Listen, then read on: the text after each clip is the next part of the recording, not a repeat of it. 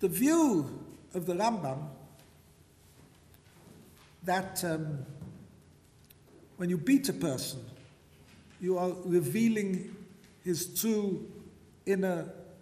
wishes, which is to be a good person, can apply to any type of coercion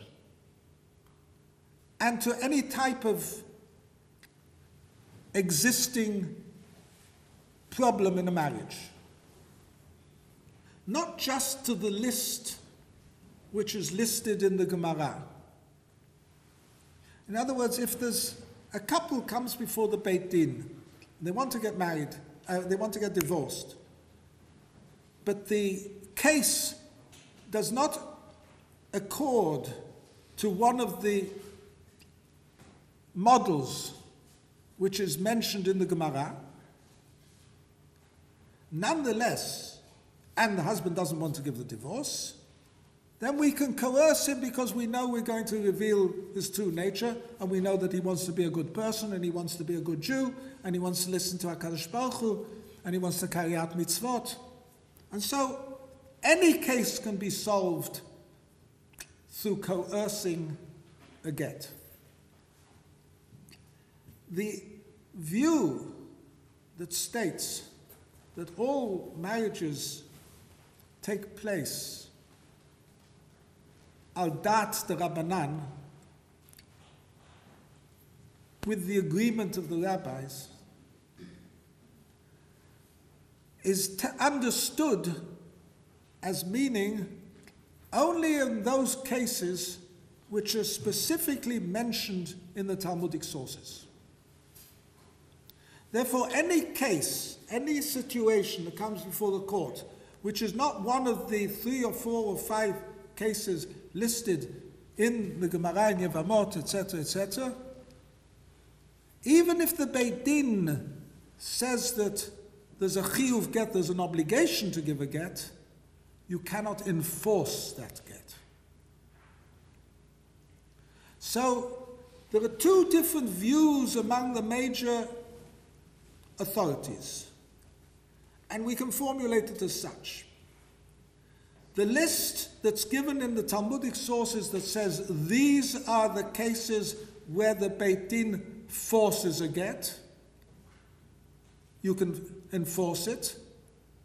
and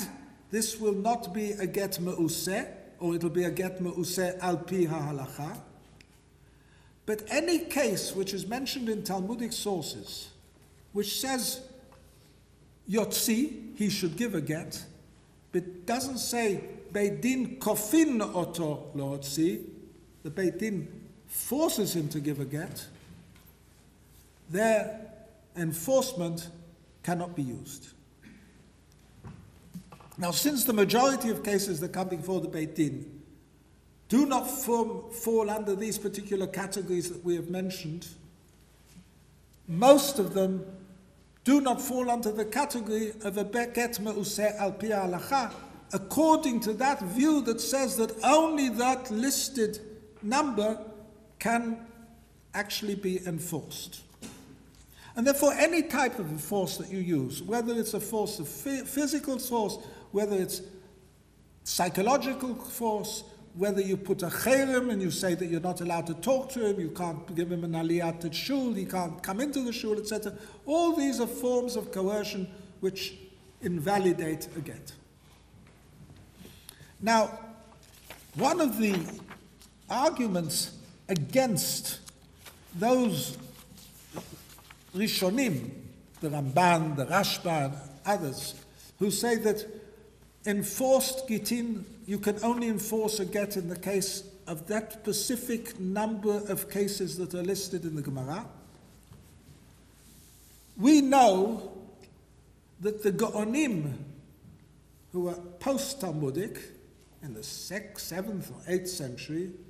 actually added additional categories which they stated could be forced.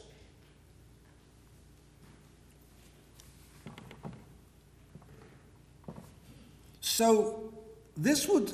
appear to support the view of the Rambam that any case that comes before the court, and where the court is persuaded that there should be a cessation of this marriage, and therefore they grant what is called a chiyuv get, the obligation to give a get, that can be enforced. Since the original list, which was very narrowly defined, was already expanded by the Gaonim. And you can only explain that in accordance with the view of the Rambam, that in all cases where the rabbis feel that you should give a get,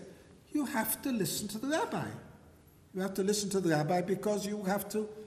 carry out the halakha, because you have to be a good Jew. And therefore that's your real innermost desire. And the nastiness is just the Yetzer Hara.